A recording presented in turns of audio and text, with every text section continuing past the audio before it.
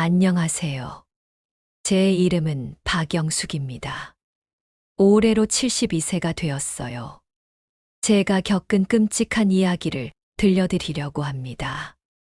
혹시 여러분의 자녀들도 이런 일을 당할 수 있으니 꼭 들어주셨으면 합니다. 작년 봄이었어요. 제 아들 민수가 취업 때문에 고민이 많았던 때였죠. 민수는 36살인데 아직 변변한 직장을 구하지 못해 늘 마음고생을 하고 있었어요. 엄마, 저 이러다가 평생 이렇게 사는 거 아닐까요? 민수가 한숨을 쉬며 말했을 때 제 마음이 찢어지는 것 같았어요. 아들이 이렇게 힘들어 하는데 제가 해줄 수 있는 게 없더라고요. 아니야, 민수야. 곧 좋은 기회가 올 거야. 엄마가 기도하고 있어. 하지만 현실은 냉혹했어요. 민수는 매일같이 구직 사이트를 뒤지고 면접을 보러 다녔지만 번번이 떨어졌죠. 나이가 많다는 이유로, 경력이 부족하다는 이유로 계속 거절당했어요. 그러던 어느 날이었어요. 민수가 집에 들어오더니 표정이 환하게 밝아져 있었어요. 엄마, 엄청난 기회가 생겼어요. 어머, 무슨 일이니? 제 대학 동창 준호가 연락을 했는데요. 캄보디아에 있는 IT 회사에서 일할 사람을 찾는데요. 월급도 엄청 좋고 숙식도 다 제공한대요. 그 말을 듣는 순간 제 가슴이 덜컥 내려앉았어요. 캄보디아라니요. 그렇게 먼 나라에 우리 아들이 간다고요? 민수야, 그런데 그게 믿을 만한 회사니? 캄보디아는 너무 멀잖아. 엄마, 걱정 마세요. 준호가 직접 그 회사에 다니고 있대요. 정식 회사고 한국 사람들도 많이 일한대요. 월급이 여기서 받는 것보다 2배는 많아요. 민수의 눈이 반짝거렸어요. 오랜만에 보는 희망에 찬 눈빛이었죠. 저는 마음이 복잡했어요. 한편으로는 아들이 좋은 기회를 잡았다는 게 기뻤지만 다른 한편으로는 뭔가 불안한 느낌이 들었어요. 그래도 신중하게 생각해봐. 외국이잖아. 혹시 모르니까 회사 정보도 제대로 알아보고. 하지만 민수는 이미 마음이 급해진 상태였어요. 오랜 구직 기간 동안 쌓인 절망감이 그를 조급하게 만들었죠. 다음 날부터 민수는 준호와 계속 연락을 주고받았어요. 준호는 민수에게 회사 사진도 보내주고 계약서 샘플도 보내줬어요. 모든 게 완벽해 보였죠. 엄마, 봐요. 이렇게 정식 계약서도 있고 회사 건물도 멋있잖아요. 이런 기회를 놓치면 안 돼요. 제가 사진을 봤을 때 정말로 멋진 현대식 건물이 보였어요. 젊은 한국 직원들이 웃으며 일하는 모습도 있었고요. 겉으로 보기엔 문제 없어 보였어요. 그래, 그런데 왜 월급을 그렇게 많이 주는 거니? 뭔가 이상하지 않니? 엄마, 캄보디아가 지금 IT 산업으로 떠오르는 나라래요. 한국어 할 수 있는 IT 인력이 부족해서 대우를 잘 해준다고 하더라고요. 민수의 말이 그럴듯하게 들렸어요. 하지만 제 가슴 한구석에서는 계속 뭔가가 걸렸어요. 어머니의 육감이랄까요. 일주일 후, 민수는 정식으로 계약서에 서명을 했어요.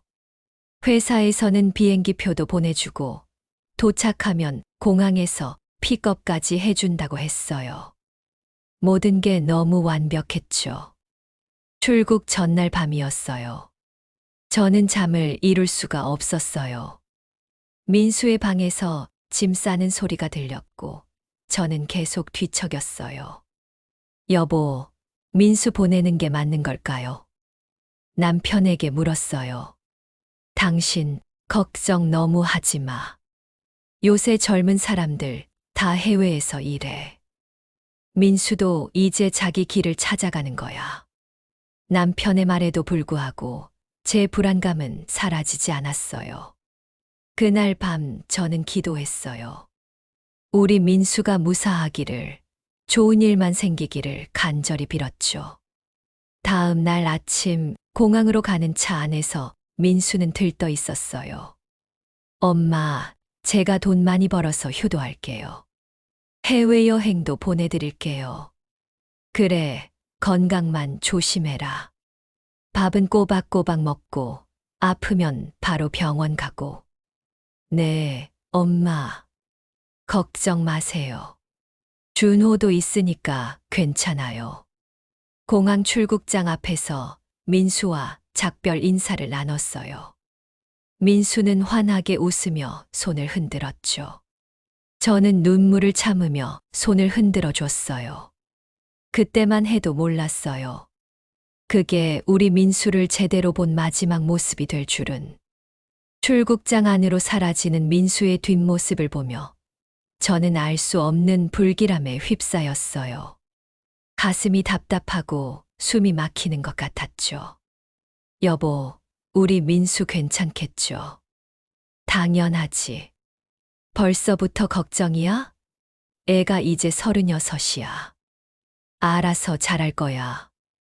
남편은 제 어깨를 토닥이며 위로했지만 제 불안감은 더욱 커져만 갔어요. 집으로 돌아오는 길, 저는 계속 민수 생각만 했어요.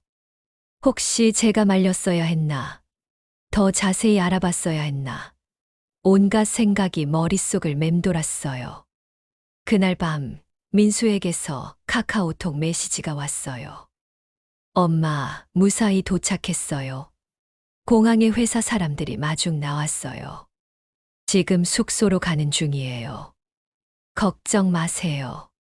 그 메시지를 보고 저는 조금 안심이 됐어요. 무사히 도착했다니 다행이라고 생각했죠. 잘 됐다. 도착하면 다시 연락해라. 네, 엄마. 하지만 그게 시작이었어요. 달콤한 유혹에 넘어간 우리 민수의, 그리고 우리 가족의 악몽이 시작된 거였어요. 제2부 이상한 신호들. 민수가 캄보디아에 도착한 지 이틀이 지났어요. 처음 며칠간은 민수에게서 연락이 자주 왔어요. 엄마, 숙소가 생각보다 괜찮아요. 방도 깨끗하고 식사도 잘 나와요. 그래, 다행이다. 일은 어때? 내일부터 본격적으로 시작한대요. 오늘은 오리엔테이션만 받았어요. 저는 안심이 됐어요. 민수의 목소리도 밝았고 특별히 문제가 있어 보이지 않았거든요. 하지만 3일째부터 뭔가 이상한 점들이 느껴지기 시작했어요. 민수에게 전화를 걸면 받지 않는 경우가 많아졌어요. 나중에 메시지로만 짧게 답장이 왔죠. 엄마, 일이 바빠서 전화 못 받았어요. 나중에 연락드릴게요. 처음에는 그러려니 했어요. 새 직장에 적응하느라 바쁘겠지 싶었죠. 하지만 시간이 갈수록 민수의 연락은 점점 뜸해졌어요. 일주일이 지났을 때 저는 참지 못하고 민수의 친구 준호에게 직접 연락했어요. 민수에게 번호를 미리 받아뒀거든요. 준호야, 나 민수 엄마야. 민수 요즘 연락이 잘 안 되는데 괜찮은 거니? 전화기 너머로 준호의 목소리가 들렸어요. 그런데 뭔가 어색했어요. 아, 이모님. 민수 형 잘 지내고 있어요. 그냥 일이 좀 바쁜가 봐요. 그래, 내가 함께 일한다며 민수 좀 잘 챙겨줘라. 네, 걱정 마세요. 제가 잘 챙기고 있어요. 준호의 대답은 친절했지만 뭔가 석연치 않았어요. 목소리에 긴장감이 느껴졌거든요. 전화를 끊고 나서 저는 더 불안해졌어요. 왜 민수는 직접 전화를 안 받는 걸까? 메시지로만 연락하는 걸까? 그날 밤 민수에게 메시지를 보냈어요. 민수야, 엄마야. 요즘 왜 전화를 안 받니? 엄마가 걱정되잖아. 영상통화라도 하자. 몇 시간 후에 답장이 왔어요. 엄마, 미안해요. 회사 규정상 근무 시간에는 핸드폰 사용이 제한돼요. 주말에 꼭 영상통화할게요. 그 말에 조금은 이해가 됐어요. 하지만 여전히 찝찝했죠. 주말이 되기를 손꼽아 기다렸어요. 드디어 토요일이 됐고, 저는 아침부터 민수의 연락을 기다렸어요. 그런데 하루가 지나도록 민수에게서 연락이 없었어요. 일요일 오전이 되어서야 짧은 메시지가 왔어요. 엄마, 미안해요.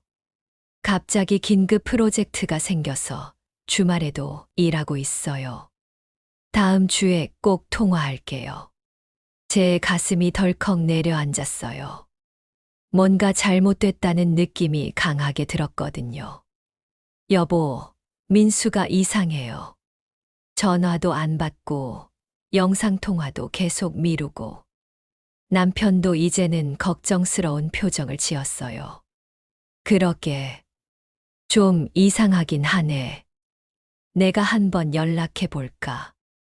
남편이 민수에게 전화를 걸었지만 역시 받지 않았어요. 메시지만 왔죠. 아빠, 정말 바빠요. 나중에 꼭 연락드릴게요. 그날부터 저는 밤잠을 제대로 잘 수가 없었어요. 민수 생각에 계속 뒤척였죠. 이상한 점은 또 있었어요. 민수가 보내는 메시지 내용이 점점 짧아지고 내용도 성에 없어졌어요. 마치 누가 강제로 쓰게 한 것처럼 느껴졌죠. 일 잘하고 있어요. 걱정 마세요. 괜찮아요. 바빠요. 나중에 연락할게요. 이런 식의 짧은 메시지만 왔어요. 예전에 민수가 보내던 길고 자세한 메시지와는 너무 달랐어요. 2주가 지났을 때 저는 더 이상 참을 수가 없었어요. 민수가 일하는 회사에 직접 연락해 보기로 했죠.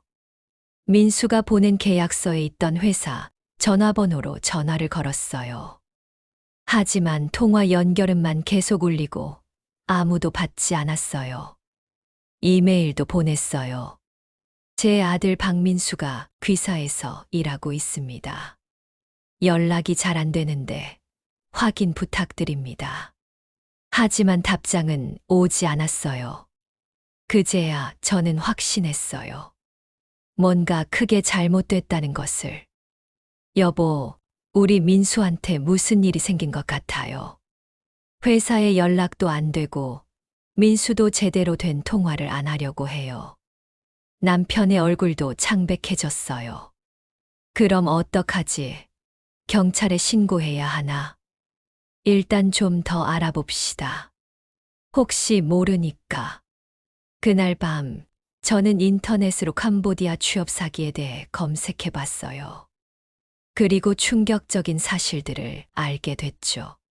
캄보디아 한국인 납치, 동남아 인신매매 조직, 고수익 취업 사기. 수많은 기사들이 눈에 들어왔어요. 제가 읽은 내용들은 끔찍했어요. 한국 청년들이 고수익 일자리를 미끼로 캄보디아로 유인된 후 여권을 빼앗기고 강제로 불법 온라인 도박 사이트에서 일하게 된다는 거였어요. 탈출하려고 하면 폭행당하고 심지어 목숨을 잃는 경우도 있다고 했어요. 제 손이 떨렸어요. 화면에 보이는 글자들이 흐려졌죠. 눈물이 왈칵 쏟아져 내렸어요. 설마 우리 민수가. 남편도 제 옆에서 기사를 읽고 있었어요. 그의 얼굴도 새하얗게 질려 있었죠. 당장 경찰에 신고해야겠어. 남편이 떨리는 목소리로 말했어요. 그날 밤은 악몽 같았어요. 우리 부부는 한숨도 못 자고 캄보디아 관련 기사들을 읽었어요. 읽으면 읽을수록 끔찍한 현실이 드러났죠. 어떤 피해자는 탈출하려다가 다리가 부러졌고 어떤 사람은 폭행으로 한쪽 눈을 잃었다고 했어요. 심지어 살해당한 사람도 있었어요. 민수야, 우리 민수야. 저는 계속 울면서 민수 사진을 꺼내봤어요.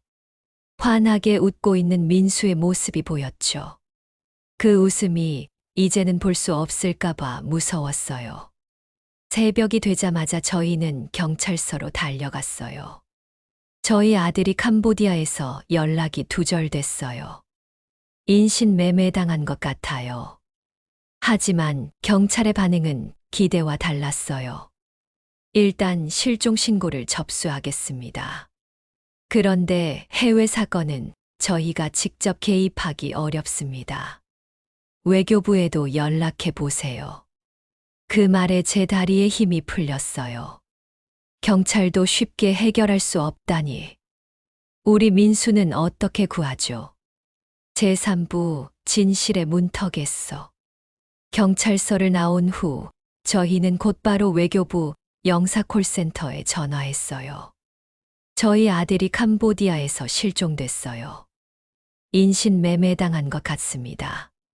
제발 도와주세요. 상담원의 차분한 목소리가 들렸어요. 네, 이해합니다. 아드님 성함과 여권 정보를 알려주시겠어요? 저는 떨리는 손으로 민수의 정보를 하나하나 알려줬어요.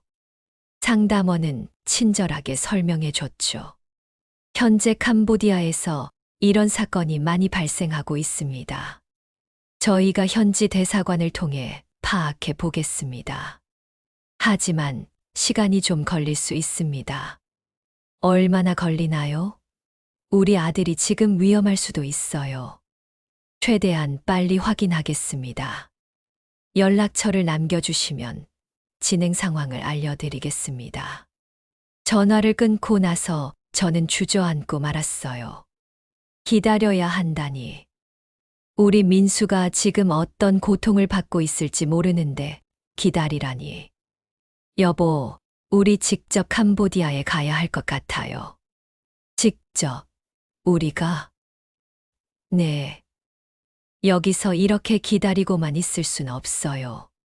우리 민수를 직접 찾아야 해요. 남편도 고개를 끄덕였어요. 그래. 당장 비행기 표를 알아보자. 하지만 문제가 있었어요. 민수가 정확히 어디에 있는지 몰랐어요. 회사 주소도 가짜일 가능성이 높았고 연락처도 모두 막혀 있었죠. 그때 떠오른 사람이 있었어요. 준호, 민수를 캄보디아로 보낸 그 친구 말이에요. 저는 다시 준호에게 전화를 걸었어요. 이번에는 따져 물을 생각이었죠. 준호야, 나 민수 엄마야. 너 지금 어디 있니? 민수는 어디 있는 거야?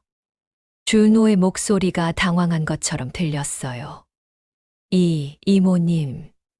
저도 잘 모르겠어요. 뭐가 모르겠다는 거야? 내가 민수를 거기로 보냈잖아. 당장 정확한 위치를 말해. 이모님. 사실은 저도 전화가 끊겼어요. 다시 걸어도 받지 않았죠. 준호의 번호는 곧 꺼져 버렸어요. 이 나쁜 놈, 우리 민수를 어디로 보낸 거야? 저는 분노와 절망감에 휩싸였어요. 준호도 공범일 가능성이 높았죠. 그날 오후 외교부에서 연락이 왔어요.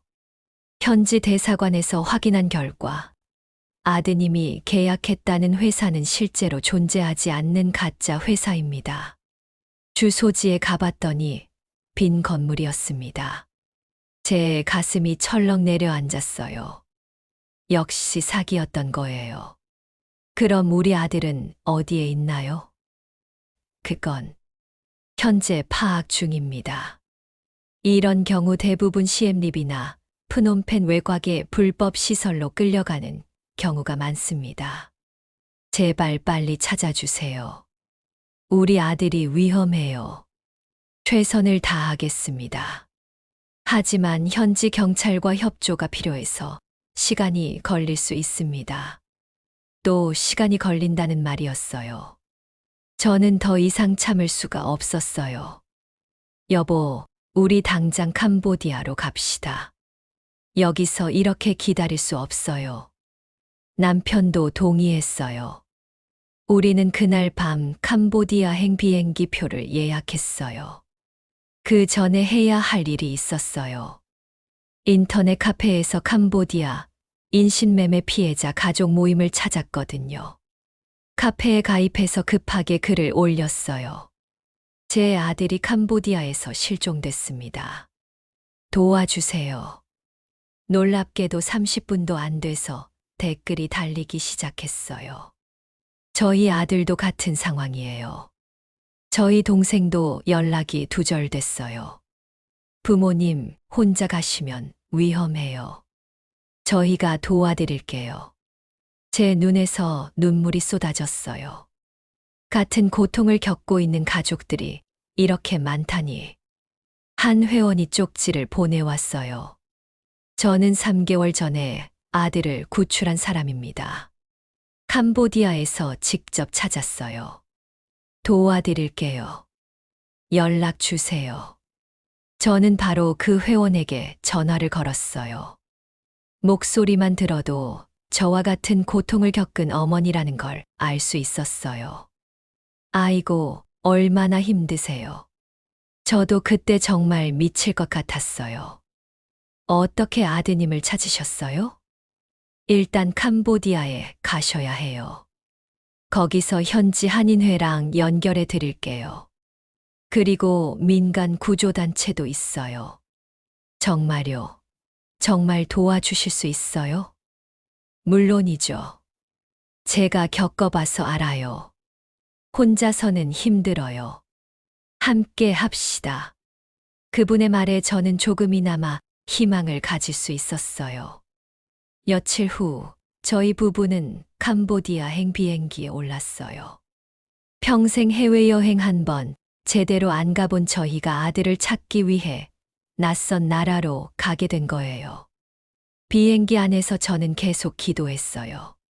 제발 우리 민수가 무사하게 해주세요. 제발. 남편도 제 손을 꼭 잡아주었어요.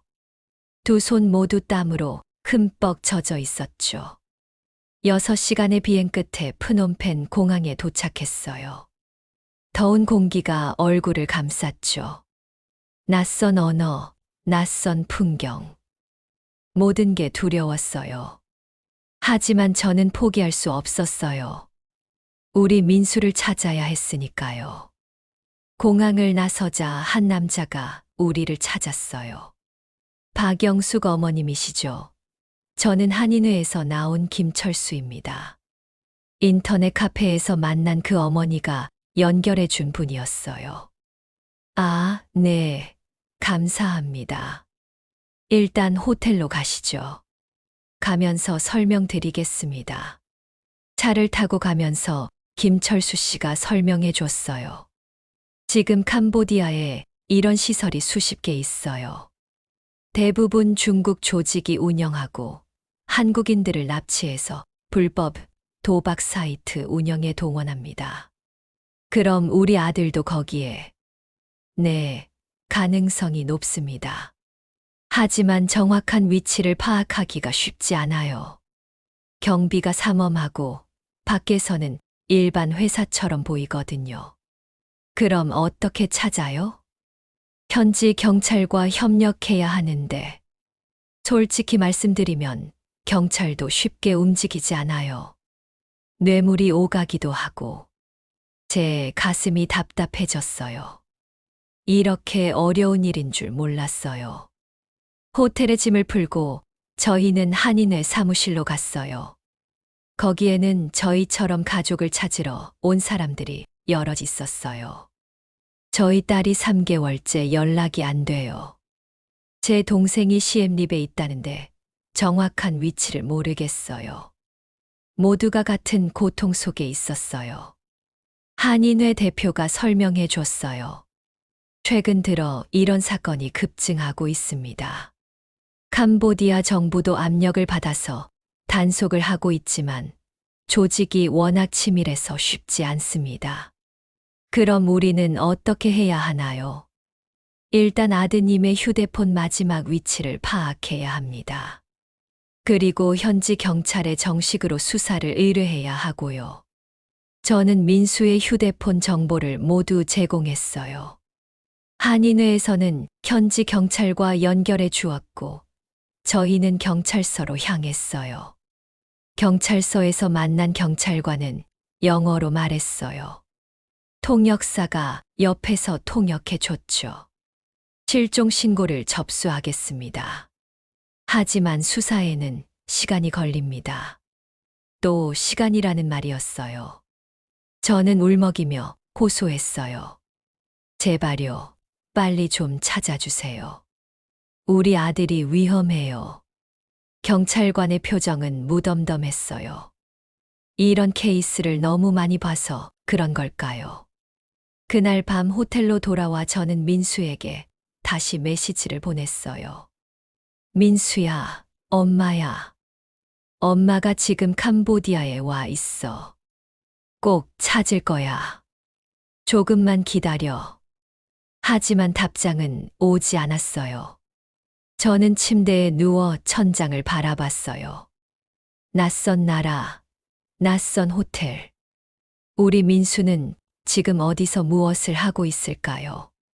그때 갑자기 핸드폰이 울렸어요. 모르는 번호였죠. 여보세요? 낯선 남자의 목소리가 들렸어요. 박영숙 씨죠? 당신 아들 박민수에 대해 정보가 있습니다. 제 심장이 빠르게 뛰기 시작했어요. 네, 정말이에요. 우리 민수가 어디 있어요? 만나서 이야기합시다. 내일 오후 2시 센트럴 마켓 앞에서. 네, 꼭 나갈게요. 전화가 끊어졌어요. 저는 남편을 흔들어 깨웠어요. 여보, 민수 정보를 안다는 사람한테 전화가 왔어요. 정말, 누구야? 모르겠어요. 내일 만나자고 해요. 우리 부부는 그날 밤 한잠도 못 잤어요. 드디어 민수를 찾을 수 있을까요? 아니면 또 다른 사기일까요? 내일이 오기를 애타게 기다리며 밤을 지새웠습니다. 제4부 충격적인 진실. 다음 날 오후 2시 저희 부부는 센트럴 마켓 앞에서 약속한 사람을 기다렸어요. 더운 날씨에 땀이 주르륵 흘렀지만 긴장감에 그것조차 느껴지지 않았죠. 저 사람일까요? 남편이 한 남자를 가리켰어요. 30대 후반으로 보이는 한국인 남자였어요. 선글라스를 끼고 모자를 깊이 눌러 쓴 모습이 왠지 수상해 보였죠. 박영숙 씨. 그 남자가 먼저 말을 걸었어요. 네, 맞습니다. 우리 민수 아는 분이세요? 여기서 말하긴 그러니 저쪽 카페로 갑시다. 우리는 그를 따라 근처 한적한 카페로 갔어요. 구석 자리에 앉자 그 남자가 입을 열었어요. 제 이름은 박준혁입니다. 저도 6개월 전까지 민수 씨와 같은 상황이었어요. 네, 그게 무슨. 저도 같은 방법으로 속아서 캄보디아에 왔다가 겨우 탈출했습니다. 준혁 씨의 말에 저희 부부는 숨이 멎는 것 같았어요. 그럼 우리 민수도. 네. 제가 있던 곳과 같은 조직일 가능성이 높아요. 민수 씨가 도착한 시기와 경로를 보니 거의 확실합니다. 준혁 씨는 자신의 경험을 들려주기 시작했어요. 고수익 IT 일자리라는 미끼로 유인당했어요. 공항에 도착하니 회사 사람들이 마중 나왔죠. 처음엔 정말 회사 같았어요. 그런데 그의 목소리가 떨렸어요. 숙소에 도착하자마자 여권을 빼앗겼어요. 그리고 휴대폰도 압수당했죠. 거기서부터 악몽이 시작됐습니다. 세상에, 건물 밖으로는 절대 나갈 수 없었어요. 창문에는 철창이 있고 문에는 경비가 서 있었어요. 탈출하려다 걸리면 준혁 씨가 셔츠 소매를 걷어 올렸어요. 팔에 화상 자국이 선명하게 남아 있었어요. 담뱃불로 지진 겁니다. 이건 가벼운 편이에요. 어떤 사람은 전기 충격기로 고문당하기도 했어요. 제 눈에서 눈물이 쏟아져 내렸어요. 우리 민수도 그런 고통을 받고 있을까요?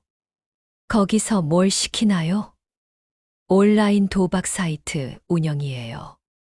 중국인들이 한국 사람들을 타깃으로 도박을 유도하는 거죠. 우리는 한국어로 채팅하면서 사람들을 속여야 했어요. 거부하면요? 폭행당하고 굶기고 어떤 사람은 죽기도 했어요. 남편이 떨리는 목소리로 물었어요. 어떻게 탈출하셨어요? 한 달 만에 기회가 왔어요. 경비가 잠깐 한눈판 사이에 화장실 창문으로 뛰어내렸죠. 2층이었는데 다리를 다쳤지만 그냥 뛰었어요. 죽을 각오로. 준혁 씨의 눈에 공포가 어려 있었어요. 그 후 한인회의 도움으로 숨어 지내다가 한국으로 돌아갔어요. 하지만 트라우마가 심해서 아직도 악몽을 꿔요. 우리 민수는 어디에 있나요? 알려주세요. 제가 있던 곳이 프놈펜 외곽 루넨 지역이에요. 겉으로는 IT 회사처럼 보이지만 실제로는 범죄 조직의 소굴이죠. 준혁 씨가 핸드폰을 꺼내 지도를 보여줬어요. 여기에요. 하지만 함부로 접근하면 안 됩니다. 경비가 무장하고 있어요. 그럼 어떻게 우리 민수를 구해요? 경찰을 통해야 해요. 하지만 캄보디아 경찰이 쉽게 움직이지 않아요. 그 조직이 현지 경찰 일부를 매수했거든요. 절망감이 밀려왔어요. 민수가 어디 있는지 알면서도 구할 수 없다니. 한 가지 방법이 있긴 해요. 뭔가요? 뭐든지 할게요. 한국 정부와 캄보디아 정부가 함께 움직이면 구출할 수 있어요. 최근에 공동 단속으로 몇몇 시설이 급습당했거든요. 어떻게 하면 돼요? 언론에 알려야 해요. 이 문제가 사회적 이슈가 되어야 정부가 움직입니다. 그날 저희는 준혁 씨의 도움으로 한국 언론사에 제보했어요. 그리고 한인회를 통해 더 많은 정보를 수집했죠. 며칠 후 한국의 한 방송사가 이 문제를 다루기 시작했어요. 캄보디아 한국인 납치 및 인신매매 실태라는 제목의 뉴스가 나갔죠. 저도 인터뷰에 응했어요. 제 아들이 좋은 일자리를 찾아 캄보디아에 갔다가 납치됐어요. 지금 생사도 확인할 수 없어요. 제발 도와주세요. 방송이 나가자 반응이 뜨거웠어요. 같은 상황의 가족들이 속속 나타났고 청와대 국민청원에도 글이 올라갔죠. 캄보디아 한국인 인신매매 피해자 구출을 요청합니다. 청원 동의자가 빠르게 늘어났어요. 10만 명을 넘어서자 정부도 움직이기 시작했어요. 외교부 장관이 직접 나서서 캄보디아 정부와 협의했고 공동 구출 작전이 계획됐어요.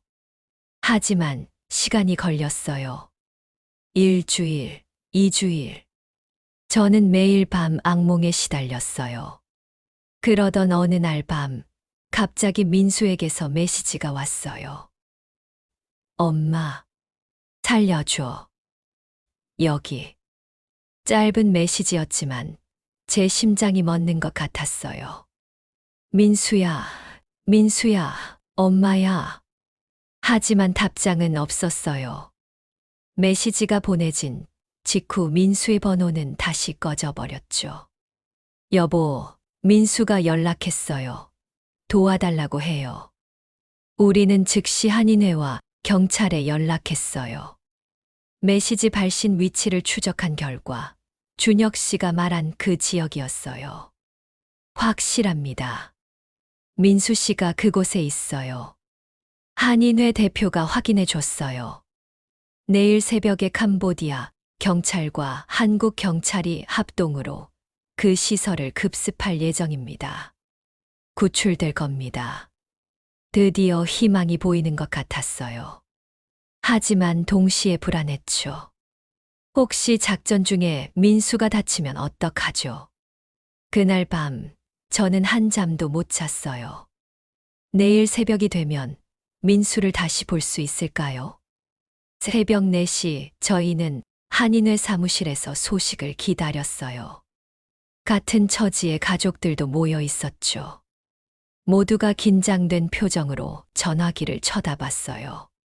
5시가 됐을 때 드디어 전화가 왔어요. 작전 개시했습니다. 30분 후 결과 알려드리겠습니다. 그 30분이 영원처럼 느껴졌어요. 저는 계속 기도했어요. 제발, 제발 우리 민수가 무사하게 해주세요. 5시 반, 다시 전화가 왔어요. 구출 성공했습니다. 사무실에 있던 모든 사람들이 환호성을 질렀어요. 저도 남편도 울면서 서로를 껴안았죠. 우리 민수는요? 우리 아들은 무사한가요? 네, 박민수 씨도 구출됐습니다. 지금 병원으로 이송 중입니다. 병원 다쳤나요? 자세한 건 병원에서 확인하시죠. 지금 프놈펜 국제병원으로 가세요. 우리는 급히 택시를 타고 병원으로 달려갔어요. 가슴이 두근거렸죠. 드디어 민수를 만날 수 있다니. 병원 응급실 앞에 도착했을 때 경찰관이 우리를 안내해 줬어요. 박민수 씨 보호자시죠? 이쪽으로 오세요. 병실 문을 열었을 때 저는 그 자리에 얼어붙고 말았어요. 침대에 누워있는 사람이 정말 우리 민수일까요? 제오부 상처받은 아들. 병실 침대에 누워있는 민수를 보는 순간 저는 비명을 지를 뻔했어요. 얼굴은 멍투성이었고 왼쪽 눈은 퉁퉁 부어올라 있었어요. 팔과 다리에는 온갖 상처가 나 있었죠. 민수야. 우리 민수야. 저는 침대로 달려가 민수의 손을 잡았어요. 차갑고 얇은 손이 제 손에 느껴졌죠. 민수는 천천히 눈을 떴어요. 그 눈에는 공포와 안도감이 동시에 어려 있었어요. 엄마. 겨우 나온 한마디였지만 제 눈에서는 눈물이 폭포수처럼 쏟아졌어요. 그래, 엄마야. 엄마가 왔어. 이제 괜찮아. 다 끝났어. 민수의 눈에서도 눈물이 흘러내렸어요. 그는 아무 말도 하지 못하고 그저 울기만 했죠. 남편도 민수의 다른 쪽 손을 잡고 흐느꼈어요. 아들아, 아빠가 미안하다. 늦어서 미안해. 의사가 들어와 민수의 상태를 설명해 줬어요. 외상은 심하지만 생명에는 지장이 없습니다. 다만 영양실조 상태고 탈수 증상도 있어요. 며칠간 입원 치료가 필요합니다. 감사합니다. 의사 선생님. 정말 감사합니다. 의사가 나간 후 저는 민수에게 조심스럽게 물었어요. 민수야, 거기서 무슨 일이 있었니? 민수는 떨리는 목소리로 이야기하기 시작했어요. 엄마, 지옥이었어요. 천천히 말해도 돼. 무리하지 마. 공항에서 픽업 나온 사람들이. 처음엔 친절했어요. 차를 타고 1시간쯤 갔을 때 갑자기 분위기가 바뀌었어요. 민수의 몸이 떨렸어요. 휴대폰 내놔 그러더니 강제로 빼앗았어요. 여권도 빼앗기고 저항하려고 했는데 몇 명이 저를 눌렀어요. 아이고, 건물에 도착했을 때 그제야 알았어요. 여기가 회사가 아니라는 걸. 철창이 달린 방에 갇혔어요. 20명 정도가 한 방에. 민수의 이야기는 계속됐어요. 다음 날부터 일을 시켰어요. 컴퓨터 앞에 앉혀서 채팅으로 사람들을 속이라고 했어요. 도박 사이트에 돈을 걸게 만들라고. 거부하면? 맞았어요. 전기 충격기로. 하루에 15시간씩 일해야 했어요. 밥은 하루에 2번 라면 같은 걸로. 민수의 말을 들으면서 제 가슴이 찢어지는 것 같았어요. 탈출하려고 했던 사람도 있었어요. 그 사람은 민수가 말을 잊지 못했어요.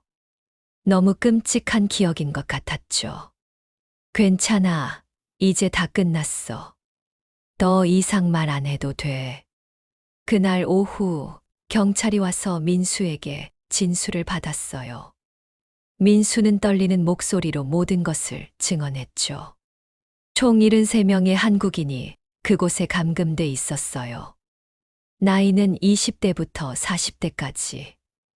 경찰관이 기록했어요. 조직의 보스는 중국인이었고 한국인 브로커들도 있었어요. 그들이 한국에서 사람들을 모집했죠. 민수의 진술로 조직의 전모가 드러나기 시작했어요. 이번 구출 작전으로 73명이 모두 구출됐어요. 하지만 모두가 심각한 트라우마에 시달렸죠. 며칠 후 민수는 퇴원할 수 있었어요. 하지만 몸은 나았어도 마음의 상처는 쉽게 아물지 않았어요. 한국으로 돌아온 후에도 민수는 밤마다 악몽에 시달렸어요. 안 돼, 때리지 마. 한밤중에 비명을 지르며 깨어나곤 했죠. 저는 민수를 안아주며 달래야 했어요. 괜찮아, 민수야. 꿈이야. 여기는 집이야. 안전해. 하지만 민수의 눈에는 여전히 공포가 가득했어요. 정신과 상담을 받기 시작했어요. 의사 선생님은 외상 후 스트레스 장애라고 진단했죠. 시간이 필요합니다. 가족들의 사랑과 지지가 가장 중요해요. 저희는 민수를 최대한 보살폈어요. 하지만 민수는 점점 사람들을 피했고 집 밖으로 나가려고 하지 않았어요. 민수야, 오늘 날씨 좋으니까 산책이라도 할까? 싫어요. 집에 있을래요. 예전에 밝고 활발하던 민수는 사라지고 움츠러들고 불안해하는 민수만 남았어요. 그렇게 한 달이 지났을 때 TV에서 특집 다큐멘터리가 방영됐어요.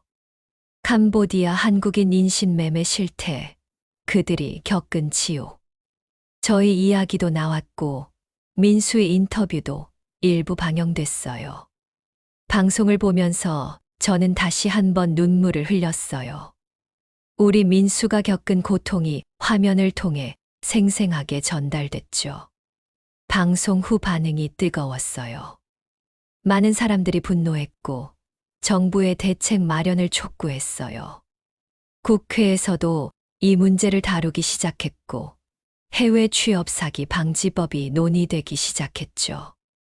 하지만 이미 피해를 본 사람들의 상처는 쉽게 낫지 않았어요. 어느 날 민수가 제게 말했어요. 엄마, 나 같은 사람들이 더 이상 나오면 안 돼요. 그래, 민수야. 그래서 내가 용기 내서 증언해 준 거잖아. 근데 엄마, 나는 언제쯤 다시 정상적인 생활을 할 수 있을까요? 그 질문에 저는 대답할 수 없었어요. 그저 민수를 꼭 안아줄 수밖에. 제6부 다른 피해자들. 민수가 구출된 지 2달이 지났을 때 저는 같은 사건의 다른 피해자 가족들과 모임을 만들었어요. 캄보디아 인신매매 피해자 가족 모임. 처음 모임에는 15가족이 참석했어요. 모두가 같은 고통을 겪은 사람들이었죠. 저희 아들은 아직도 밤마다 악몽에 시달려요. 우리 딸은 사람들을 무서워해요. 밖에 나가질 못해요. 모두가 비슷한 이야기를 했어요. 구출은 됐지만 진짜 싸움은 그 후부터였던 거죠. 한 어머니가 울먹이며 말했어요. 우리 아들은 그곳에서 너무 심한 폭행을 당해서 장애가 남았어요. 한쪽 귀를 거의 못 들어요. 또 다른 아버지가 분노에 찬 목소리로 말했어요. 브로커들을 잡아야 해요. 우리 아이들을 이렇게 만든 그 나쁜 놈들을. 맞는 말이었어요. 캄보디아에서 조직원 일부는 체포됐지만 한국에 있는 브로커들은 대부분 잡히지 않았거든요. 저희는 결의를 다졌어요.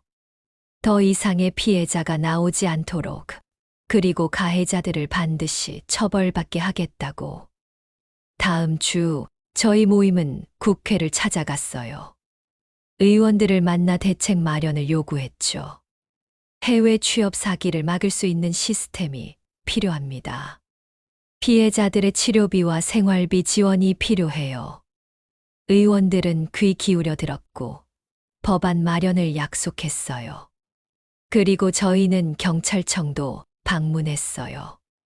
민수가 직접 증언했죠. 제가 캄보디아로 가게 된 건 대학 동창 박준호 때문이었어요. 그 사람이 브로커였어요. 경찰은 즉시 수사에 착수했어요.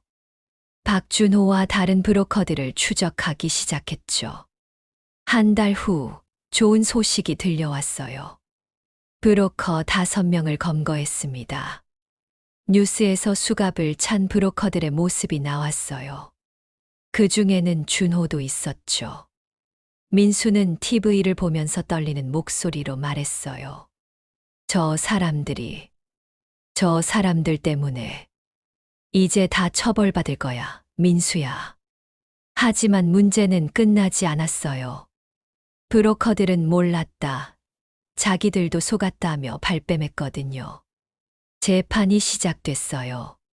저희 가족과 다른 피해자 가족들은 매 재판마다 방청석에 앉았어요. 검사가 브로커들을 신랄하게 비판했어요. 피고인들은 금전적 이익을 위해 순진한 청년들을 지옥으로 보냈습니다. 이는 명백한 인신매매 범죄입니다.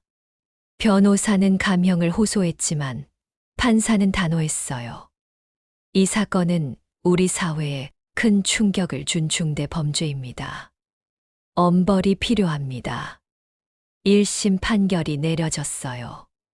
주범 박준호, 징역 12년. 공범들, 징역 7년에서 10년. 방청석에서 환호성이 터져 나왔어요. 저도 남편도 울면서 서로를 껴안았죠.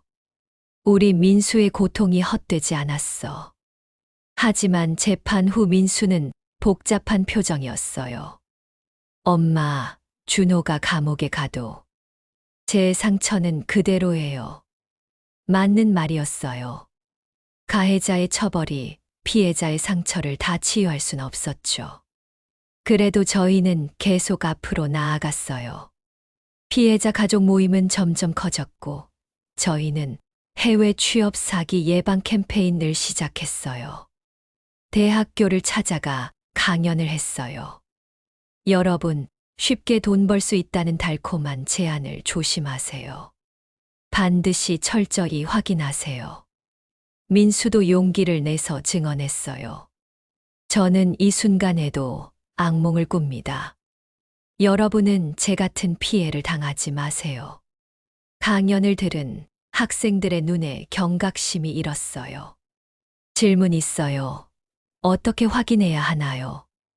회사가 정말 존재하는지 현지 한인회나 대사관에 문의하세요. 그리고 너무 좋은 조건은 의심하세요. 저희의 활동은 언론의 주목을 받았고 더 많은 사람들이 경각심을 갖게 됐어요. 정부도 움직였어요. 외교부는 위험, 국가 취업 시 주의사항을 대대적으로 홍보하기 시작했죠. 캄보디아, 라오스 등 동남아, 국가 취업 시 각별한 주의 필요. 또한 해외 취업 사기 신고센터도 만들어졌어요. 변화가 일어나고 있었어요. 저희의 고통이 다른 사람들을 지키는 방패가 되고 있었죠. 어느 날 저에게 한 젊은이가 연락을 했어요. 어머님, 저는 어머님의 강연을 듣고 캄보디아 취업을 포기한 사람입니다. 감사합니다. 그 말을 듣는 순간 제 눈에서 눈물이 흘렀어요. 다행이에요. 정말 다행이에요. 우리의 고통이 누군가를 구했다는 사실에 저는 위안을 받았어요. 하지만 여전히 캄보디아에는 많은 한국인들이 갇혀 있었어요. 저희가 구출된 73명 외에도 수백 명이 더 있다는 정보가 들려왔죠.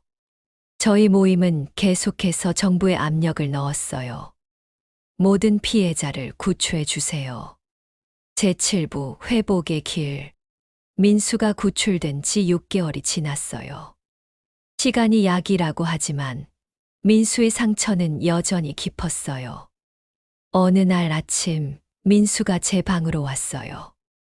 엄마, 나 심리치료 계속 받고 싶어요. 제대로 받고 싶어요. 그래, 좋아. 엄마가 좋은 병원 알아볼게. 민수는 점점 자신의 트라우마와 마주하려고 노력했어요. 쉽지 않은 일이었지만 포기하지 않았죠. 새로운 정신과 의사 선생님은 트라우마 전문가였어요. 민수 씨, 천천히 가도 괜찮아요. 중요한 건 포기하지 않는 거예요. 일주일에 2번씩 상담을 받으면서 민수는 조금씩 변하기 시작했어요. 엄마, 오늘 상담에서 좋은 얘기를 들었어요. 제 트라우마가 제 잘못이 아니래요. 당연하지, 민수야. 네, 잘못이 아니야. 그동안 제가 바보같이 속은 게 창피했어요. 하지만 의사 선생님이 그러시는데 누구나 속을 수 있대요. 조직이 너무 치밀했다고. 민수가 스스로를 용서하기 시작한 거예요. 그게 회복의 첫걸음이었죠. 동시에 민수는 피해자 모임 활동에도 참여하기 시작했어요. 같은 경험을 한 사람들끼리 모이니까 서로 이해가 되더라고요. 피해자들끼리의 모임에서 민수는 조금씩 마음을 열었어요. 저는 그곳에서 제일 나이가 많았어요. 22살짜리 애도 있었어요. 그 애가 맞을 때마다 제 가슴이 찢어지는 것 같았어요. 다른 피해자도 고백했어요. 저는 버틸 수 없어서 그들이 시키는 대로 다 했어요. 사람들을 속이는 일도. 그게 너무 괴로워요. 그건 당신 잘못이 아니에요. 살기 위해 한 거잖아요. 서로를 위로하고 격려하면서 피해자들은 조금씩 치유되어 갔어요. 어느 날 민수가 놀라운 제안을 했어요. 엄마, 나 일하고 싶어요. 일, 벌써. 네. 계속 집에만 있으니까 더 안 좋은 생각만 들어요. 뭔가 하고 싶어요. 저는 걱정이 됐지만 민수의 의지를 존중했어요. 그래, 천천히 할 수 있는 일부터 찾아보자. 민수는 피해자 지원단체에서 자원봉사를 시작했어요. 새로 구출된 피해자들을 돕는 일이었죠. 제가 겪어봐서 알아요. 그들이 얼마나 힘든지. 민수의 이야기를 듣는 새 피해자들은 위로받았어요. 선배님도 이겨내셨잖아요. 저도 할 수 있을 것 같아요. 타인을 돕는 일이 민수에게도 치유가 됐어요. 그리고 9개월째 민수에게 또 다른 전환점이 찾아왔어요. 엄마, 나 공부하고 싶어요. 공부. 네. 사회복지를 공부해서 피해자들을 돕고 싶어요. 전문가가 되고 싶어요. 제 눈에서 눈물이 쏟아졌어요. 우리 민수가 다시 꿈을 갖게 된 거예요. 좋아, 민수야. 엄마가 응원할게. 민수는 사회복지학과 편입을 준비하기 시작했어요. 공부하는 민수의 모습을 보면서 저는 희망을 느꼈어요. 1년이 지났을 때 민수는 대학에 합격했어요. 엄마, 붙었어요. 정말 우리 민수가 해냈네. 우리 가족은 오랜만에 환하게 웃었어요. 대학에 다니면서 민수는 더욱 밝아졌어요. 물론 여전히 힘든 날도 있었지만 포기하지 않았죠. 엄마, 오늘 학교에서 발표했어요. 제 경험을 토대로 인신매매 예방 정책에 대해. 잘했어, 민수야. 다들 진지하게 들어줬어요. 교수님도 좋은 연구 주제라고 하셨어요. 민수는 자신의 상처를 사회를 변화시키는 동력으로 바꾸고 있었어요. 그리고 2년째 민수에게 또 다른 좋은 일이 생겼어요. 피해자 모임에서 만난 한 피해자와 가까워진 거예요. 그녀의 이름은 수진이었어요. 엄마, 수진 씨 소개시켜 드리고 싶어요. 그래, 어떤 분이니? 같은 사건의 피해자예요. 근데 되게 강한 사람이에요. 자기 경험을 책으로 썼대요. 수진 씨를 만났을 때 저는 깊은 인상을 받았어요. 어머님, 민수 오빠한테 많이 배웠어요. 오빠가 저를 많이 도와줬어요. 아니에요. 수진 씨가 저를 더 도와줬어요. 두 사람이 서로를 바라보는 눈빛에서 저는 뭔가를 느꼈어요. 같은 고통을 겪은 두 사람이 서로를 치유하고 있었던 거죠. 그해 가을, 민수와 수진 씨는 함께 캄보디아 인신매매 피해자 수기집을 출간했어요. 다시는 우리 같은 피해자가 나오지 않기를. 책은 베스트셀러가 됐고 많은 사람들이 읽었어요. 그리고 더 많은 경각심이 생겼죠. 출판 기념회 날, 저는 무대 위의 민수를 보면서 울었어요. 저는 오늘도 가끔 악몽을 꿉니다. 하지만 저는 포기하지 않았습니다. 제 경험이 누군가를 구할 수 있다면 그것이 제 고통의 의미라고 생각합니다. 민수의 말에 청중들이 박수를 쳤어요. 저도 누구보다 크게 박수를 쳤죠. 우리 민수가 드디어 진짜 회복되고 있었어요. 제8부 새로운 사명. 민수가 대학을 졸업한 날, 우리 가족은 조촐한 축하 파티를 열었어요. 민수야, 졸업 축하해. 고맙습니다, 엄마. 여기까지 오느라 정말 힘들었어요. 그래도 해냈잖아. 엄마가 너 정말 자랑스럽다. 민수는 졸업과 동시에 해외 인신매매 피해자 지원센터에 취직했어요. 엄마, 드디어 제가 전문적으로 피해자들을 도울 수 있게 됐어요. 민수의 첫 출근 날, 저는 아침 일찍 일어나 도시락을 싸줬어요. 마치 민수가 처음 회사에 다니던 날처럼요. 하지만 이번에는 달랐어요. 안전한 곳, 의미 있는 곳으로 가는 거니까요. 민수야, 힘들면 언제든지 말해. 무리하지 말고. 네, 엄마. 걱정 마세요.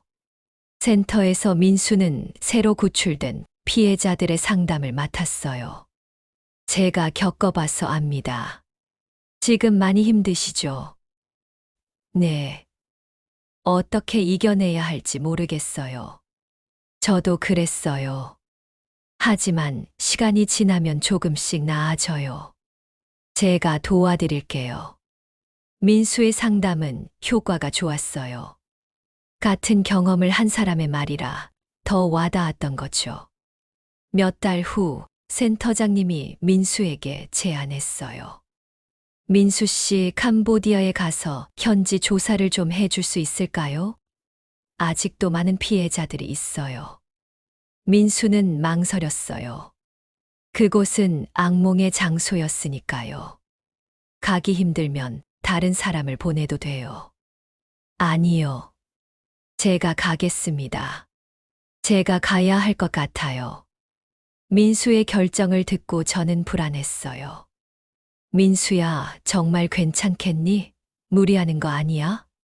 엄마, 저 이제 괜찮아요. 오히려 그곳에 가서 마무리하고 싶어요. 민수는 수진 씨, 그리고 다른 동료들과 함께 캄보디아로 떠났어요. 공항에서 민수를 배웅하면서 저는 기도했어요. 제발 무사히 다녀오게 해주세요. 캄보디아에 도착한 민수는 매일 저에게 영상통화를 했어요. 엄마, 저 잘 지내고 있어요. 걱정 마세요. 그래, 몸 조심하고, 무리하지 말고. 민수는 현지에서 한인회, 대사관, 그리고 캄보디아 경찰과 협력했어요. 아직도 갇혀있는 피해자들을 찾기 위해서요. 일주일 후, 민수가 중요한 정보를 입수했어요. 엄마, 새로운 시설을 발견했어요. 거기에 30명 정도가 갇혀 있대요. 조심해, 민수야. 위험하지 않게. 네, 경찰이 함께 있어요. 며칠 후, 구출 작전이 시행됐어요. 민수도 현장에 동행했죠. 엄마, 성공했어요. 30명 모두 구출했어요. 정말 다행이다. 너는 다치지 않았고. 네, 전 안전해요. 그날 밤, 민수는 구출된 피해자들과 이야기를 나눴어요. 저도 여러분과 똑같은 경험을 했어요. 지금은 힘들겠지만 반드시 이겨낼 수 있어요. 피해자들은 민수의 이야기에 희망을 품었어요. 2주간의 캄보디아 방문을 마치고 민수가 돌아왔어요. 공항에서 민수를 보는 순간 저는 달라진 민수의 모습을 발견했어요. 더 이상 두려움에 떠는 눈빛이 아니었어요. 확신과 사명감이 담긴 눈빛이었죠. 엄마, 저 이제 정말 괜찮아요. 그곳에 다녀오면서 확실히 알았어요. 제가 해야 할 일이 뭔지. 민수야, 저는 제 경험을 헛되이 하지 않을 거예요. 더 많은 사람들을 구하고 이런 범죄를 예방할 거예요. 민수는 그 후로도 계속 활동했어요. 국회에서 증언하고 학교에서 강연하고 피해자들을 상담했죠. 그리고 수진 씨와의 관계도 발전했어요. 엄마, 수진 씨랑 결혼하고 싶어요. 정말, 엄마는 찬성이야. 수진 씨 정말 좋은 사람이야. 1년 후, 민수와 수진 씨는 결혼했어요. 조촐하지만 따뜻한 결혼식이었죠. 민수야, 행복하게 살아라. 네, 엄마. 고생 많으셨어요. 사랑해요. 결혼식에는 많은 피해자들과 그 가족들이 참석했어요. 모두가 민수와 수진 씨의 행복을 진심으로 축하했죠. 신혼여행에서 돌아온 민수 부부는 함께 센터에서 일하기 시작했어요. 엄마, 우리 둘이 힘을 합치니까 더 많은 일을 할 수 있어요.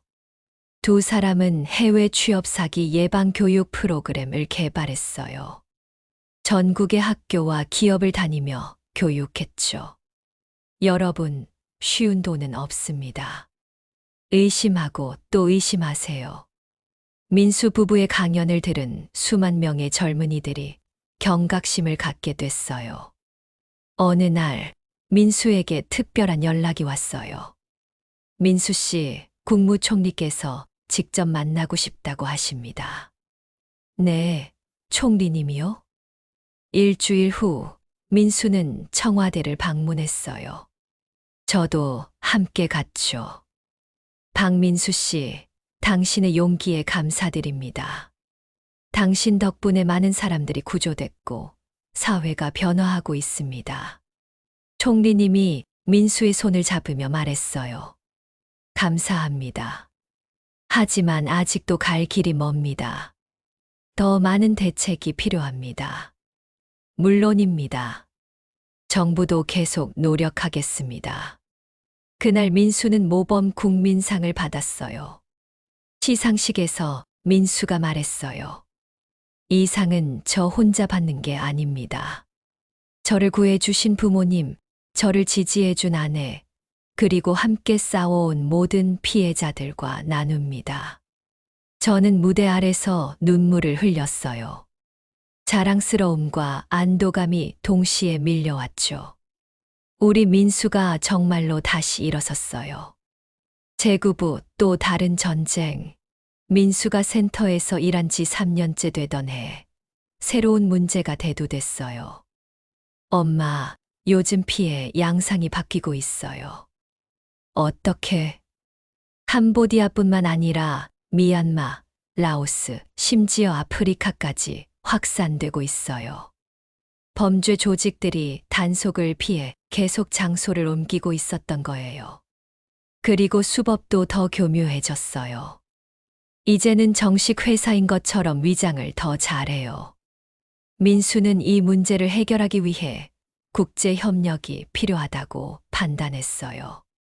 엄마, 제가 국제회의에 참석하게 됐어요. 아시아 각국의 전문가들이 모여요. 잘 됐다, 민수야.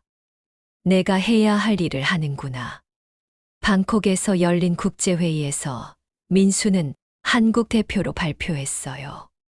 인신매매는 국경을 넘어선 범죄입니다. 각국이 협력해야만 막을 수 있습니다. 민수의 발표는 큰 호응을 얻었어요. 각국 대표들이 공감하고 협력을 약속했죠. 회의 후 민수는 여러 나라의 전문가들과 네트워크를 구축했어요. 우리가 정보를 공유하고 함께 움직이면 더 많은 사람을 구할 수 있어요. 그리고 실제로 국제 공조 수사가 시작됐어요. 한국, 중국, 캄보디아, 태국 경찰이 함께 움직였죠. 3개월 후 큰 성과가 있었어요. 엄마, 미얀마에서 150명을 구출했어요. 정말 그렇게 많이? 네, 국제 공조 덕분이에요. 한 번에 여러 시설을 동시에 급습했거든요. 민수의 목소리에 흥분이 가득했어요. 하지만 새로운 문제도 발견됐어요. 엄마, 더 충격적인 사실을 알았어요. 뭔데, 민수야? 일부 피해자들이 장기 매매 조직에 팔려갔대요. 제 가슴이 철렁 내려앉았어요. 뭐라고? 장기를?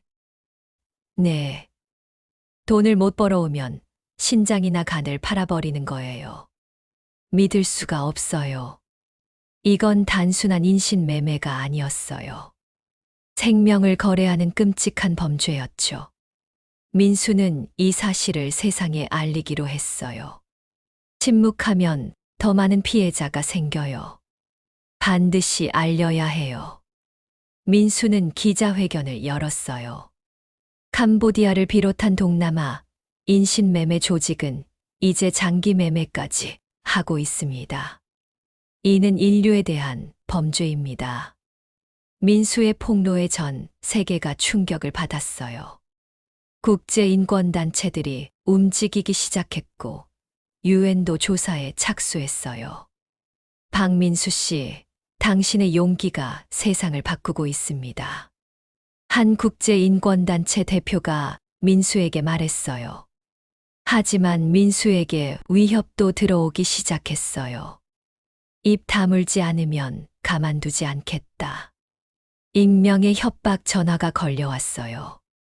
민수야, 너무 위험해. 조금 쉬는 게 어때? 엄마, 괜찮아요. 겁먹으면 그들이 이기는 거예요. 민수는 경호를 받으면서도 활동을 멈추지 않았어요. 그리고 6개월 후 범죄 조직의 큰 보스가 체포됐어요. 중국인 조직 보스 리웨이 체포. 뉴스가 대서특필했어요. 민수 씨 증언이 결정적이었습니다. 검사가 민수에게 감사를 표했어요. 재판에서 민수는 다시 한 번 증언했어요. 피고인은 수백 명의 인생을 파괴했습니다. 엄벌을 원합니다. 리웨이는 종신형을 선고받았어요. 이제 그 조직은 와해될 거예요. 엄마. 다행이다. 민수야. 정말 다행이야. 하지만 민수는 만족하지 않았어요. 엄마, 이건 시작일 뿐이에요. 또 다른 조직들이 있어요. 계속 싸워야 해요. 민수의 사명감은 식지 않았어요. 그리고 민수는 더 큰 프로젝트를 시작했어요. 해외 취업 안전 검증 시스템을 구축하는 거였어요. AI를 활용해서 위험한 채용 공고를 자동으로 탐지하는 시스템이에요. 그게 가능해? 네, IT 전문가들과 협력하고 있어요. 곧 완성될 거예요. 6개월 후 시스템이 완성됐어요. 정부는 이 시스템을 공식 채택했고 해외 취업 포털에 의무적으로 도입됐죠. 이 시스템 덕분에 위험한 공고가 70% 줄어들었어요. 통계가 발표됐어요. 민수야, 내가 정말 많은 사람을 구하고 있구나. 엄마 덕분이에요. 엄마가 저를 포기하지 않으셨잖아요. 민수의 말에 저는 또 눈물을 흘렸어요. 그리고 민수에게 또 다른 좋은 소식이 있었어요. 엄마, 우리 아이가 생겼어요. 정말 세상에 엄마가 할머니가 되는구나. 수진 씨가 임신한 거예요. 엄마, 이 아이에게는 안전한 세상을 물려주고 싶어요. 그래서 더 열심히 일할 거예요. 민수의 눈에 결연한 의지가 담겨 있었어요. 몇 달 후 귀여운 손녀가 태어났어요. 엄마, 이름을 희망이로 지었어요. 희망이? 네. 제가 절망 속에서 찾은 희망이니까요. 이 아이가 희망찬 세상에서 살 수 있게 하고 싶어요. 손녀 희망이를 안고 있는 민수를 보면서 저는 모든 고통이 보상받는 느낌이었어요. 우리는 정말 긴 터널을 지나왔어요. 하지만 끝내 빛을 찾아냈죠. 제10부 희망의 메시지. 희망이가 돌이 되던 날, 우리 가족은 조촐한 잔치를 열었어요. 우리 희망이 건강하게 자라렴. 손녀의 통통한 볼을 쓰다듬으면서 저는 지난 5년을 떠올렸어요. 악몽 같았던 캄보디아 사건, 민수의 구출, 힘겨운 회복 과정, 그리고 지금의 행복. 엄마, 무슨 생각하세요? 아니야, 그냥 감사하다는 생각. 저도요, 엄마. 엄마가 아니었으면 저 지금 여기 없었을 거예요. 그날 오후 민수가 제안했어요. 엄마, 우리 이야기를 책으로 쓰면 어떨까요? 엄마 이름으로. 나는 글을 잘 못 쓰는데. 괜찮아요. 제가 도와드릴게요. 엄마의 목소리로 쓰는 거예요. 한 어머니가 아들을 구하기 위해 어떻게 싸웠는지. 그래, 좋아. 우리 이야기가 다른 사람들에게 도움이 된다면. 저희는 6개월 동안 책을 집필했어요. 엄마, 이 부분 어떻게 느끼셨어요? 그때는 세상이 무너지는 것 같았어. 내 아들이 지구 반대편에서 고통받고 있는데 내가 아무것도 할 수 없다는 게 너무 괴로웠지. 민수가 제 말을 받아 적었어요. 책 제목은 엄마는 포기하지 않았다. 캄보디아에서 아들을 구해낸 72세 어머니의 기록으로 정했어요. 출간 후 책은 큰 반향을 일으켰어요. 이 책을 읽고 용기를 얻었습니다. 저희 아들도 비슷한 제안을 받았는데 이 책 덕분에 거절했어요. 수많은 독자들이 감사 편지를 보내왔어요. 저는 전국을 다니며 강연을 했어요. 여러분, 72살인 제가 할 수 있었어요. 나이는 중요하지 않아요. 사랑하는 사람을 지키겠다는 의지가 중요합니다. 강연장마다 사람들이 가득 찼어요. 특히 제 또래 어르신들이 많이 오셨죠. 영숙 씨, 정말 대단하십니다. 저도 용기를 얻었어요. 아니에요. 누구나 할 수 있어요. 포기하지만 않으면요. 어느 날, 한 할머니가 제게 다가왔어요. 영숙 씨, 저희 손자도 캄보디아에서 구출됐어요. 영숙 씨 덕분입니다. 네. 영숙 씨가 이 문제를 세상에 알리셨잖아요. 그래서 정부가 움직였고, 저희 손자도 구출됐어요. 정말 감사합니다. 그 할머니가 제 손을 꼭 잡았어요. 두 사람 모두 눈물을 흘렸죠. 그리고 중요한 법이 제정됐어요. 해외 취업 사기 및 인신매매 방지법. 민수가 법안 제정 과정에 깊이 관여했고, 저도 국회에서 증언했어요. 이 법이 제정되면 우리 민수 같은 피해자가 줄어들 거예요. 법이 통과된 날, 민수와 저는 국회 앞에서 서로를 껴안고 울었어요. 엄마, 우리가 해냈어요. 그래, 민수야. 정말 긴 싸움이었어. 새 법은 다음과 같은 내용을 담았어요. 해외 취업 중개 업체 등록제 강화, 피해자 구조 및 치료비 지원, 가해자 처벌 강화, 최대 무기징역, 예방 교육 의무화. 이 법 덕분에 피해 사례가 큰 폭으로 줄어들었어요. 전년 대비 80% 감소. 통계청 발표가 나왔어요. 엄마, 정말 많이 좋아졌어요. 그래도 아직 완벽하진 않아. 계속 노력해야지. 시간이 흘러 민수는 센터의 소장이 됐어요. 소장님, 축하드립니다. 직원들이 박수쳤어요. 감사합니다. 하지만 이건 제 혼자만의 성과가 아닙니다. 우리 모두의 것입니다. 민수는 소장이 된 후에도 현장을 떠나지 않았어요. 여전히 피해자들을 직접 상담하고 구출 작전에도 참여했죠. 민수야, 이제 관리직이 됐는데 현장까지 갈 필요 있니? 엄마, 저는 현장을 떠날 수 없어요. 거기서 가장 절실함을 느끼거든요. 민수의 열정은 식지 않았어요. 그리고 희망이가 5살이 되던 해, 특별한 일이 있었어요. 할머니, 아빠가 영웅이래요. 맞아, 우리 희망이 아빠는 진짜 영웅이야. 유치원에서 우리 부모님 자랑하기 시간에 민수의 이야기를 들은 아이들이 희망이에게 말했대요. 희망이 아빠는 나쁜 사람들한테서 사람들을 구한대요. 희망이가 자랑스러워하며 말했어요. 그래, 너희 아빠는 정말 대단한 사람이야. 할머니도 자랑스러워. 어느 날 저녁, 온 가족이 모였어요. 민수와 수진, 그리고 귀여운 희망이.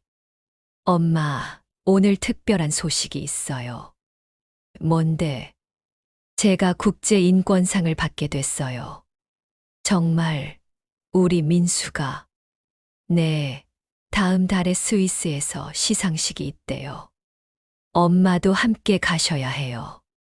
내가 왜? 엄마도 상을 받으세요. 용기 있는 어머니상이래요.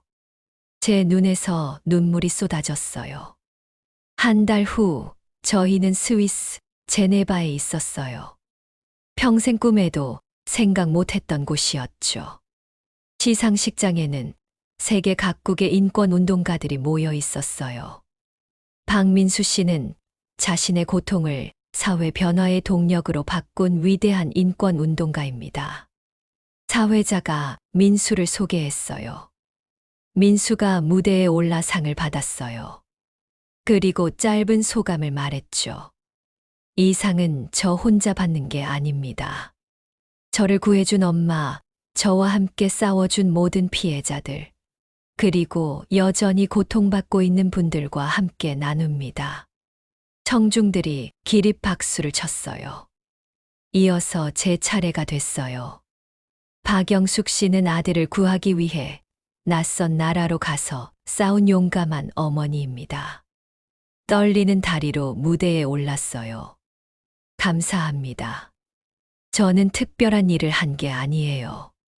그저 어머니로서 당연한 일을 했을 뿐입니다. 세상의 모든 부모님들이라면 똑같이 하셨을 거예요. 제 말에 많은 사람들이 고개를 끄덕였어요. 무대에서 내려와 민수와 포옹했을 때 저는 감격의 눈물을 흘렸어요. 민수야, 우리 정말 멀리 왔구나. 네, 엄마. 엄마 덕분이에요. 시상식이 끝나고 호텔로 돌아가는 길, 저는 하늘을 올려다봤어요. 별이 쏟아질 듯 많았어요. 우리가 해냈구나. 그날 밤, 저는 일기를 썼어요. 오늘 나는 스위스에서 상을 받았다. 72살에 처음 타본 비행기, 처음 가본 유럽, 처음 받아본 상. 모든 게 꿈 같다. 하지만 이 모든 건 우리 민수가 겪은 고통의 결과다. 만약 시간을 되돌릴 수 있다면 나는 민수가 처음부터 그런 고통을 겪지 않기를 바랄 것이다.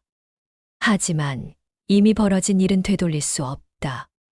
대신 우리는 그 고통을 의미 있게 만들었다. 더 이상의 피해자가 나오지 않도록, 이미 피해를 입은 사람들이 회복할 수 있도록. 그것이 우리가 할 수 있는 최선이었다. 다음 날, 저희는 한국으로 돌아왔어요. 공항에는 많은 기자들이 나와 있었어요. 박영숙 어머님, 수상 소감 한 말씀 부탁드립니다. 저는 그저 어머니였을 뿐입니다. 하지만 한 가지 말씀드리고 싶은 건 절대 포기하지 마시라는 겁니다. 사랑하는 사람이 위험에 처했을 때 나이나 능력이 중요한 게 아닙니다. 포기하지 않는 마음이 중요합니다. 제 말이 다음 날 신문 일면에 실렸어요.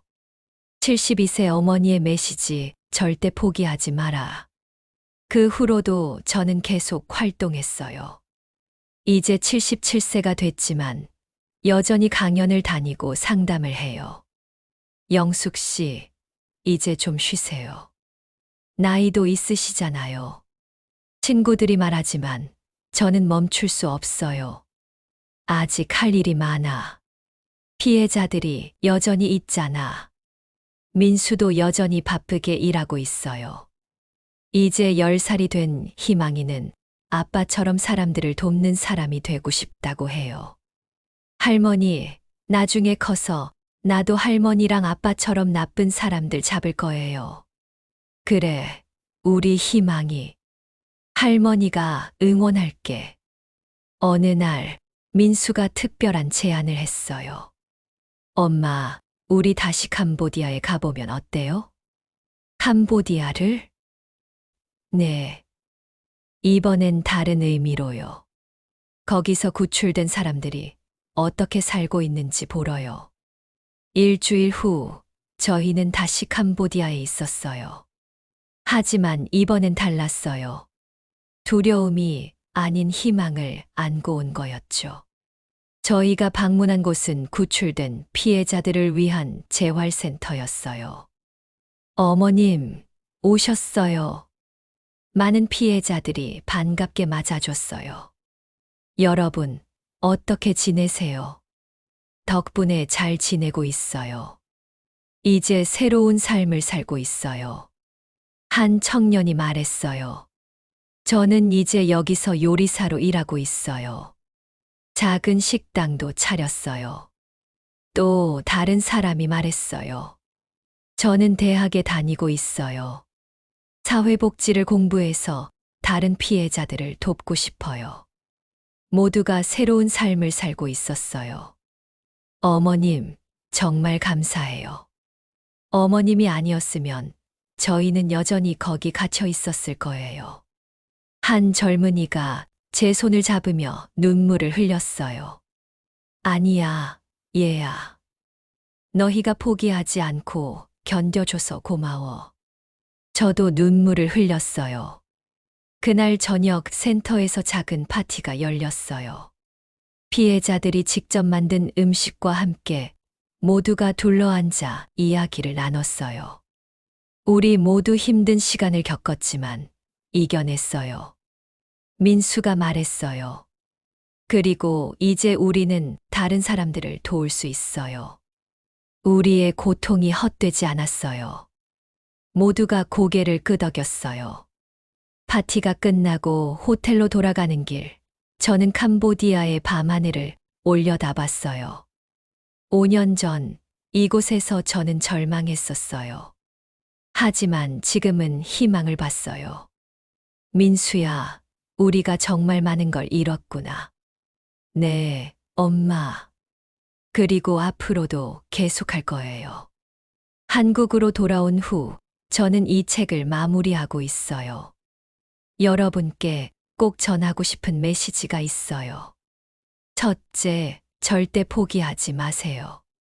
나이가 많든 힘이 없든 상황이 절망적이든 포기하지 않으면 길이 보입니다. 둘째, 너무 좋은 조건은 의심하세요. 쉽게 돈을 벌 수 있다는 말, 해외에서 높은 연봉을 준다는 말, 반드시 확인하고 또 확인하세요. 셋째, 혼자 싸우지 마세요. 도움을 요청하세요. 가족, 친구, 정부, NGO. 도와줄 사람은 많습니다. 넷째, 피해를 당했다고 해서 인생이 끝난 게 아닙니다. 우리 민수처럼 다시 일어설 수 있습니다. 시간이 걸리더라도요. 다섯째, 여러분의 자녀들을 보호하세요. 대화하세요. 무엇을 하는지 관심을 가지세요. 믿고 있어 라는 말보다 걱정돼 라는 말이 때로는 더 중요합니다. 마지막으로 우리 사회가 함께 노력해야 합니다.